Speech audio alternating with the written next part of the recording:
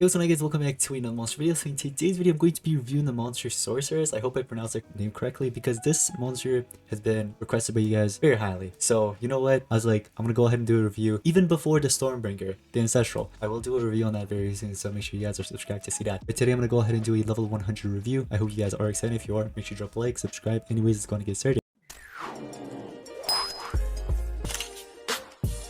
Alright guys, so Shizu here, we have the monster. It is at level 100. I do want to give a huge shout out to one of my teammates, Bunky, for letting me borrow her account. She already has this monster at 100 with level 10 runes. That's awesome. Now the trait on this monster, I actually like the dodge area. The area frosted is not bad either. Something we haven't actually seen. And then immune to possession. You know what I mean? Immune to possession comes in handy some cases, but I mean, it has dodge area, so like it's there. You know what I mean? Like if this monster gets trait disabled, obviously immune to possession will go away. Same with dodge area. So I feel like only single target possession, but most of the time you're gonna probably run this monster with like a taunt or mega taunt, but especially taunt because it has dodge area. But I feel like it could have been something else other than, you know, immune to possession. Maybe anticipation would have been cool. You know what I mean? But anyways, let's take a look at the stats here. 15,488 power, 441,813 life, and 11,941 speed. Take a look at the habitat. So two elements. It is magic and water. Actually, I like the elements. I think the elements are cool. Let's take a look at the skills. So this is a Denier. We have a low water damage to all enemies, applies freeze, frosted, and curse. Oh, that is a really good AoE skill. I like to keep my AoE skills in the middle, like the third row. Removes evasion from one enemy, activates cooldown activation. So you're gonna CDA somebody, and then you're also gonna get an extra turn, which is nice. So it's pretty good against Lyra, War Master of Lyra, obviously. Or actually both Elvira's, and then literally any other monster with evasion, like Pure Panda, or who else is in meta right now with evasion? Maggie as well. What else do we have? Frosted to one enemy, gives one extra turn to itself. See, I wish that came with more than just Frosted, because although you can stack Frosted, like that's just the way it works, you can, you know, stack it up, which is nice, but I feel like it could have came with something else other than just Frosted. I would have taken Frosted with Freeze. That would have been really cool. Freeze to one enemy, gives one extra turn to itself. And then, wait, no, let me keep this. And then, what do we have here? Freeze to one enemy, gives one extra turn to itself. So this is the skill, right, that I want to run. This monster has a moderate aura damage to one enemy, which applies freeze to one enemy and then to all enemies. So technically, you can bypass dodge area with this skill. I really like this.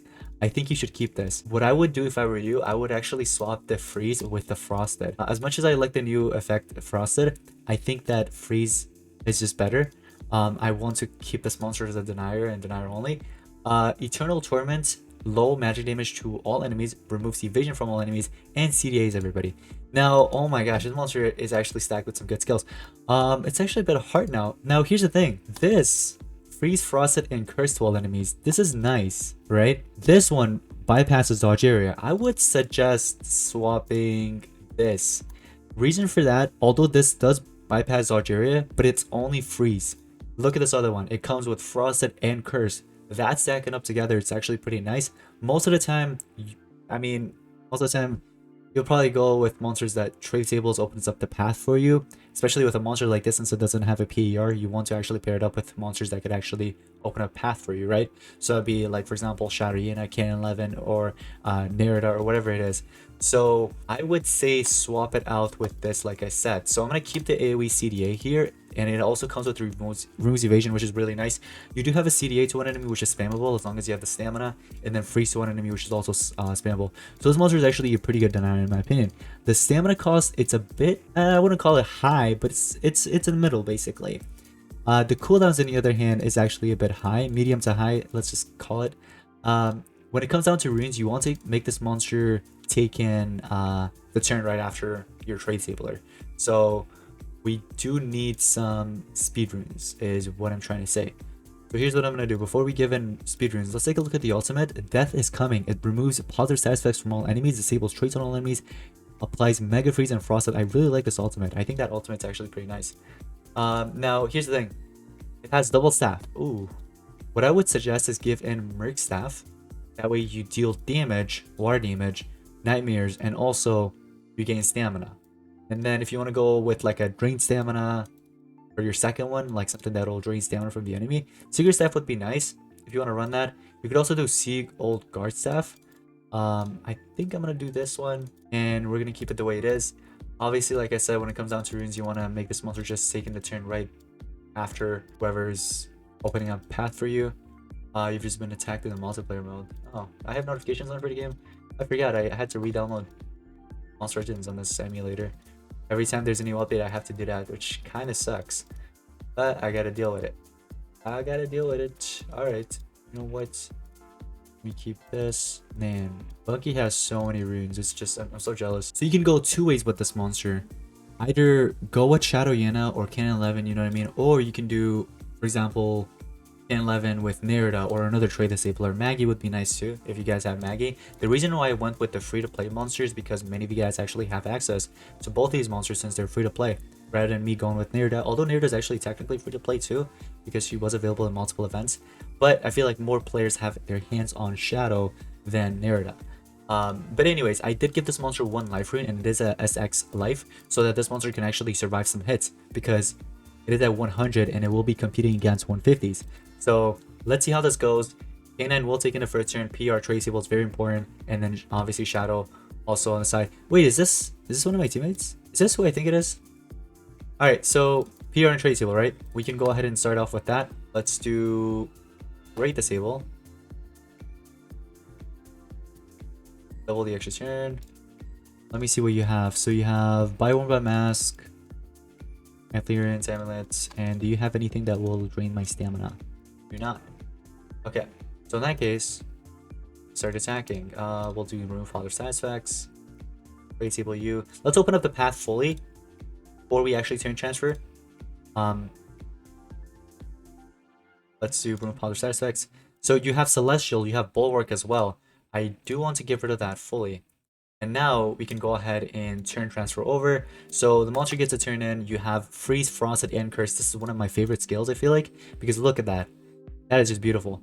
Now, one counter would be Curator's Horn. So be careful of Curator's Horn, because I think this one has it. Oh, Oh, beautiful. This one doesn't have it. It does have Aura's Cape, which is, I believe, only removes Sorcerers, right? It doesn't remove negative status effects.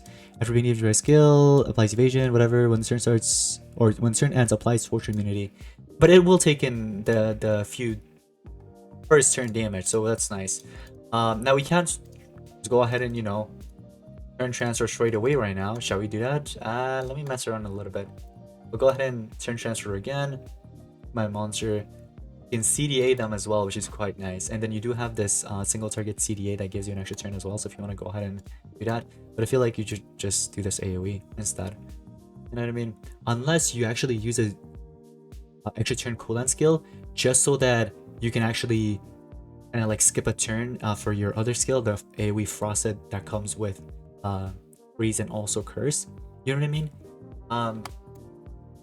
We'll do trade table and vulnerability and stuff, especially vulnerability. That's what I wanted to do. So you'll gain tertiary immunity, but that's fine.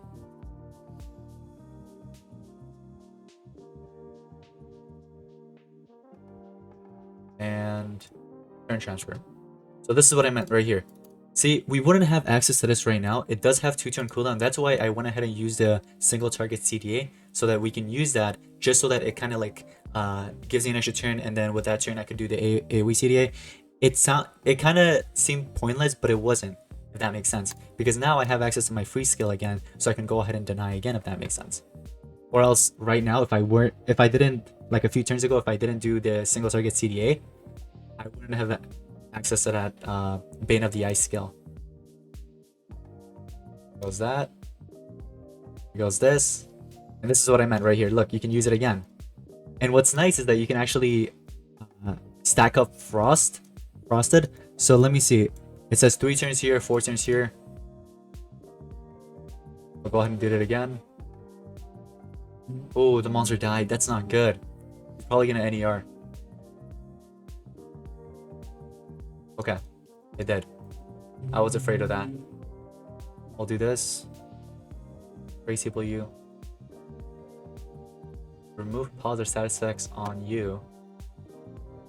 Oh no, I shouldn't have done that. Oof. Okay, it's fine. I could turn transfer to K9. K9 has total damage reduction. Do I have any more turns or Shadow or Tesseman's Mask? I don't. 118 stamina. It will be enough to eliminate this monster. Let me see. Actually, we'll be fine. Yeah, we'll win this. So what we'll do is do this. Eliminate you. And look. We'll do this. Beautiful. See? All 100 versus 150s. This is one of the few that you can actually like use to compete against 150s, I feel like. Yep, that was who I thought it was. Alright, one of my old teammates. Alright, so yeah, this is a pretty good team if you want to use this setup. If you don't, you can go ahead and swap out Shadow with like another trade sailor or something, but I feel like Shadow is probably one of the best to actually pair up. I mean, almost everybody has access to Shadow, right? I'll do PR trade sable. Oh, this time there's full anticipation. Ah, okay. Well, this one's gonna be interesting. It didn't even PER that. Wait, did I get weight protection or something? Or positive effect protection? I'm not sure. I think that's what it was. So what would be a nice way to actually play this out? Shall we no, let me see. If I do this, you're going to use your AoE anticipation. Everybody will have anticipation at that point. And then this monster could probably attack and deny me or something. Looking at the turn orders, let me do. If I do PER, you're just gonna go ahead and NER everything. I'm talking about sponsor. But that way he'll only have his taunt. But if we do trade table, which I feel like it's pointless because there's Mega Taunt there and it's already trade tabled. So we'll do this because I know that Galvanus will actually do the AoE anticipation here. Enlightenment, and then you're going to do whatever you want. I can go ahead and NER everything I have. Double NER, that's nice. Yeah, that Tyrant's ID is gonna mess me up, I feel like. But we'll see what we can do. So we could just give the heal for now. Now, I wish I had PER here because I don't want this monster to take in the turn. He will hit pretty heavily because he has some strength runes there.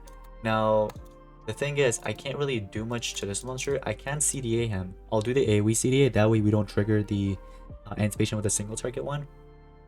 So, we just need to trade disable those other two. Once we can trade disable those two, we'll be fine. Now, here's the thing. If I do this, it's going to just go towards a Megaton. Do we want that? I just want to do the damage, to be honest. Wait. Actually, we saved this. Let's save it. Alright, I'll apply the heal to somebody, though. Who needs a heal? I mean, I have 5 protection on those other two. You're CD8, so you're gonna have to charge up. We can probably give it to this monster since the turn is right after. I do trade table. No, you still have anticipation. I don't really want to trigger that. Still one more turn. Let's charge up. Play it a little safe. Oh, I hope I have the AoE NER here. I don't. But I can actually do the AoE trade table, and yeah, okay, hold on. Let's do the AoE trade table. Finally, the path open. And now, this is what I'm talking about. Oh wait, no, there's still anticipation there. Okay. I can't spin transfer, but hey, at least I can deny you guys. And you guys can't really NER that. Beautiful. Beautiful, look at that, see? Well, oh, that's not good. You're probably gonna do the AoE NER here. Please don't. You did. Great. Alright, we'll do NER here. I think the best play here would be to heal. I don't want my monsters to die. It's always nice to play it safe, so let's play it safe. Heal up. Alright, Shadow gets a turn in. Now there is AoE intuition there. I don't really like that. The nice thing is though, they can't heal. Okay, well, it's too late. This sucks. I really wanted my Kanan 11 to actually stay alive, but unfortunately died. Now I got pretty close. It's just that him dying to those tortures early and him NERing right after, that was super unlucky, super unfortunate. But anyways, this monster is actually very, very nice. I feel like it will definitely be meta, so something to actually invest in. Yeah, this monster is actually good. So I would highly recommend investing this one. I feel like this one actually will dominate in the meta, especially in Team Wars. Even PvP, but especially Team Wars, I feel like this monster is actually key. So I do want to check out the books, what books this monster is in. It's actually in 2 books. That's really nice. Plus it's double element. It's really good. I really like that. That's nice. But anyways, guys, that's going to be pretty much it. Thank you so much for watching today's monster review. Let me know in the comments down below what you guys think about this monster. You can obtain this one from the event board. 200 cells right here, you know what I mean? And I believe later on you can get even more. So if you could get these tokens, you can compete in this. It is a bit difficult to get the tokens, so just do your best to at least get the egg so that you can actually rank it up with the new North berries. There's 10k here. Wow, that's crazy. Anyways, guys, thank you all so much for watching. I'll see you next one. Peace out.